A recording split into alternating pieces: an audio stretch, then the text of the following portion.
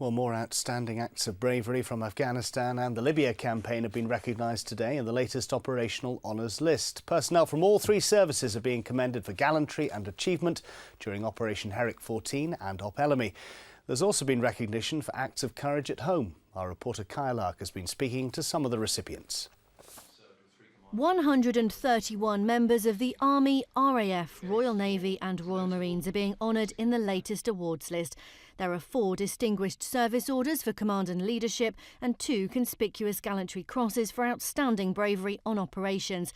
There's also 1 Distinguished Service Cross, 10 Military Crosses and 4 Distinguished Flying Crosses, awarded for exemplary gallantry at sea, on land and in the air. There are countless tales of bravery and courage under fire from these men and women. Many saved the lives of their comrades with no regard for their own safety. One went even further though, saving the lives of several Afghan children, whilst twice putting himself in intense danger. Just made a quick dash outside, grabbed one of the children, carried him back to the compound, and then at this point the platoon commander had made his way to the compound, and me and him then, we both ran out and grabbed the remaining 2 children and took them into the safety of the compound.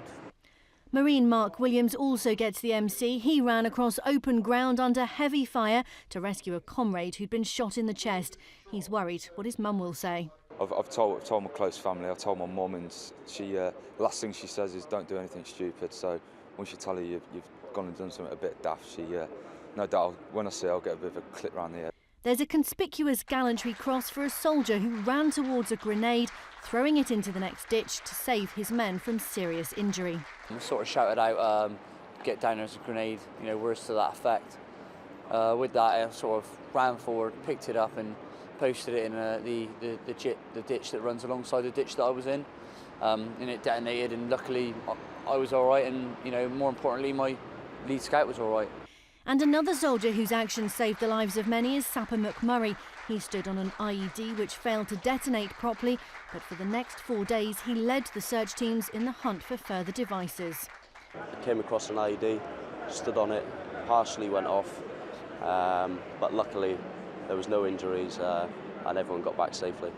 The role of women on the front line is highlighted by the swift reactions of Royal Navy reservist Michelle Ping. The medic shielded a soldier from gunfire after he'd been shot in the head while she administered first aid.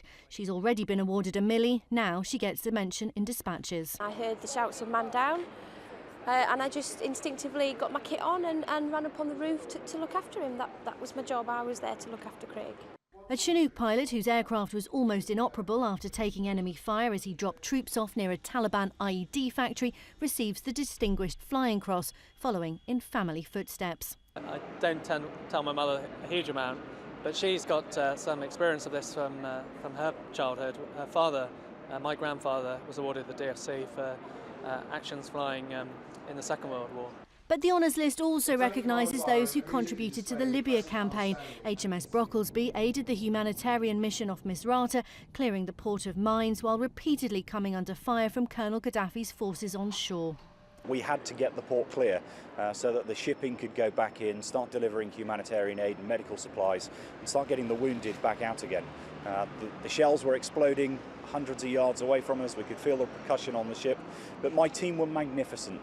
The awards are also a chance to remember those who made the ultimate sacrifice. 23 of them lost their lives during Op Herrick 14 and more than 200 were seriously injured. Kyle Lark, Forces News in London.